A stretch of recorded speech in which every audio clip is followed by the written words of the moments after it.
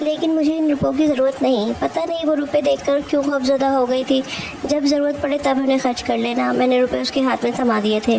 وہ عجیب سی نظروں سے انہیں دیکھتی رہی، پھر وہ کتنی دیر انہیں مٹھی میں لے کر صوفے پر بیٹھی رہی۔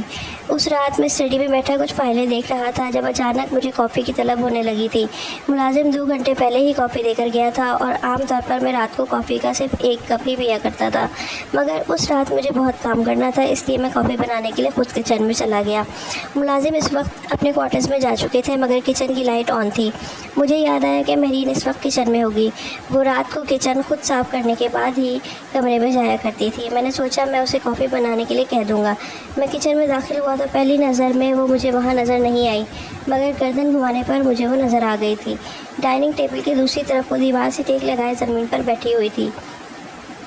میں دبے قدموں سے اس کی طرف گیا تھا اور وہ کچھ بولتے ہوئے فرش پر انگلی سے کچھ لکھ رہی تھی۔ لکھتے لکھتے رک کر دوسرے ہاتھ سے جیسے اپنی لکھی ہوئی تحریر کو مٹا رہی تھی۔ کبھی وہ لکھتے لکھتے رک کر اپنے دائیں جانب یوں دیکھ کر بات کرنے لگتی جیسے وہاں اس کے پاس کوئی بیٹھا ہوا ہو۔ پھر بات کرتے کرتے وہ مسکرائی اور کھلکھلا کر ہنس پڑی۔ میں اس کی باتیں سمجھ نہیں پا رہا تھا کہ وہ کیا کہہ رہی ہے۔ وہ مدھم آواز میں بات کر رہی تھی۔ میں بہت دیر تک وہاں کھڑا رہا مگر اسے احساس نہیں ہوا کہ میں اس کے پاس کھڑا ہوا ہوں۔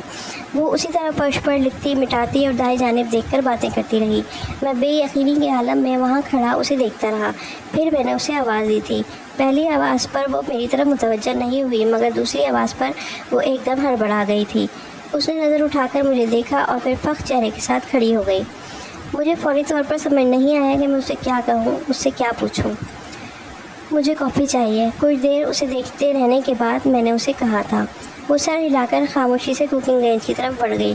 مجھے حیرت ہوئی تھی وہ پانی بوائل کرنے کے لیے کافی میکر کی طرف نہیں گئی تھی۔ وہ وہیں کھڑا بازو لپیٹے اسے دیکھتا رہا۔ وہ کچھ دیر معنی خیز انداز میں کوکنگ رینج کو آن آف کرتی رہی، پھر وہ مڑ کر مجھے دیکھنے لگی۔ اس کی آنکھوں میں عجیب سی وحشت تھی۔ مجھے کافی چاہیے، مجھے کافی چاہیے، اس بار میں نے بلند آواز میں کہا تھا اور اس بار وہ سر ہلا کر کافی میکر کی طرف ہی گئی تھی۔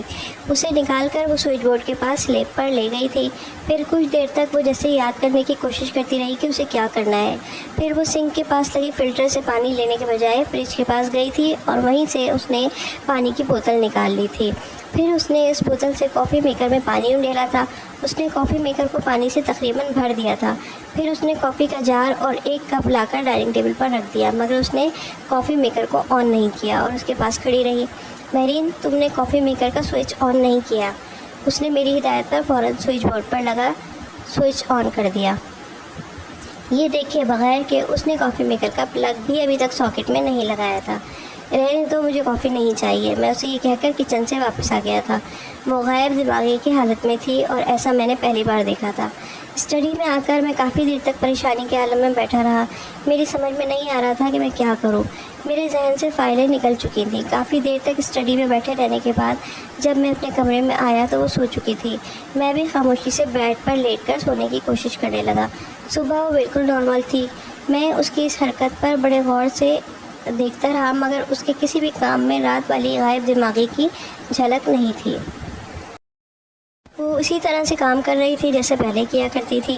میں کافی مطمئن ہو کر آفس گیا تھا۔ شاید وہ ایک وقتی کیفیت تھی، میں نے خود کو تسلی دی، مگر وہ وقتی کیفیت نہیں تھی۔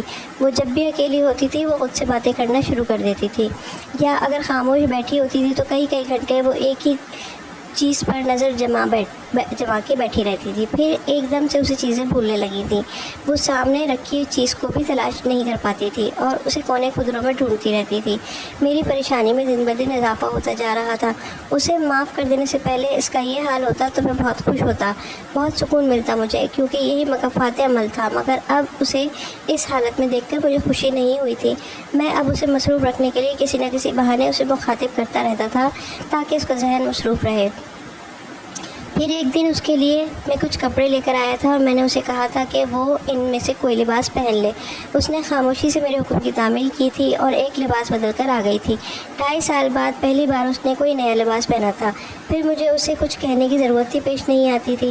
وہ پتہ نہیں کہاں سے کچھ زیور نکال لائی تھی اور ڈریسنگ ٹیبل کے سامنے بیٹھ کر انہیں پہننے لگی۔ انہیں پہننے کے بعد وہ برش سے اپنے بال سلجھانے لگی تھی، ایک دم جیسے وہ کمرے میں میری موجودگی سے بے نیاز ہو گئی تھی۔